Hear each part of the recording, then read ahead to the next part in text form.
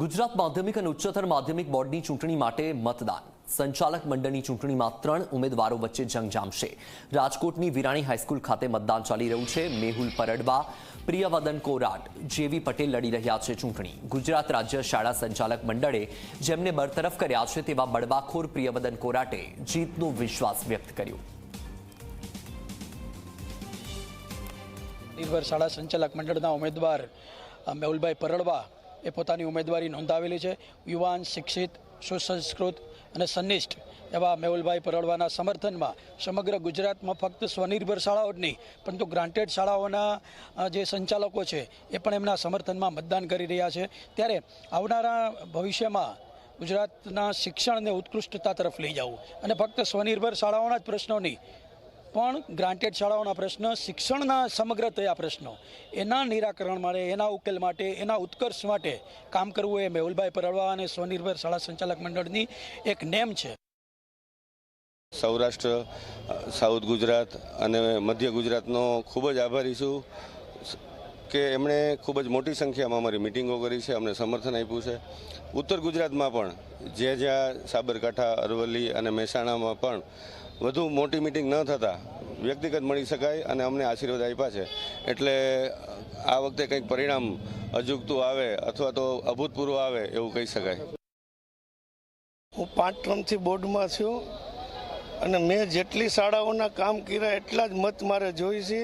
મારી સામેના 2 ઉમેદવારના મતના સરવાળા કરતાં મારો મતનો સરવાળો વધુ હશે અને હું 6ઠ્ઠી વાર ચૂંટાવી વાત નિશ્ચિત છે. બોર્ડમાં ખોટું છે એનો અવાજ ઉઠાવું છું એટલે જ મારી સામે ઉમેદવારો આવે છે અને ખોટું થાય ને અવાજ ઉઠાવવો જોઈએ તો જ પદ ઉપર રહેવું જોઈએ.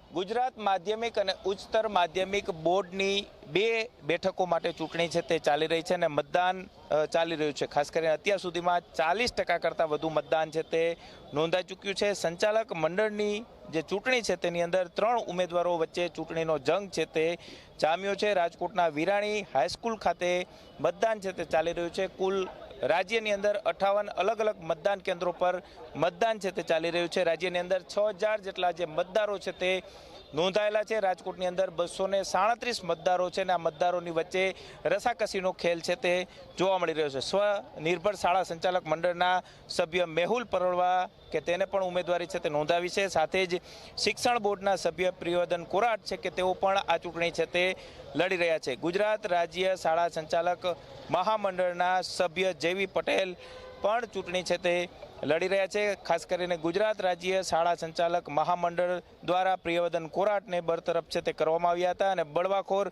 પ્રિયવદન કોરાટ છે કે તેમને આજે પોતાનો જીતનો દાવો છે તે વ્યક્ત કર્યો છે અને તેને કહ્યું છે કે બંને ઉમેદવારો છે તેના કરતાં વધુ મત છે તે મેળવશે, કારણ કે તેમને પોતાના જે સમયગાળા દરમિયાન જેટલી પણ સ્કૂલોનું જે મતદાન કર્યું છે ને જે સ્કૂલોના જે કામ કર્યા છે ને તે તમામ સ્કૂલોના જે સંચાલકો છે કે તેઓ તેમને મત છે તે આપશે.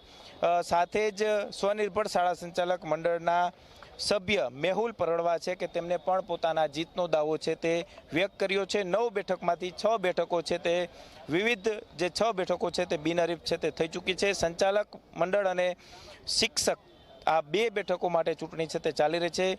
એક જે વાલી માટેની જે બેઠક છે તેના પર 8 જેટલા જે ફોર્મ ભરાયા હતા અને આ 8 ફોર્મ રદ થતાં તે બેઠક પર ફરી એક વખત ચૂંટણી છે તે યોજવામાં આવશે. પરંતુ મહત્ત્વની વાત એ છે કે જે કહી શકાય કે શિક્ષણ બોર્ડની ચૂંટણી છે તેની અંદર વિધાનસભાની ચૂંટણી જેવો રસાકસીભર્યો રંગ છે તે અત્યારે જોવા મળી રહ્યો છે અને ખાસ કરીને આ જે ચૂંટણી જંગ છે તેની અંદર હવે કોણ બાજી મારે છે તે જોવું સૌથી મહત્વનું રહેશે. કેમેરા પર્સન ઉદય પવાર સાથે ગૌરવ દવે, ઝી મીડિયા, રાજકોટ.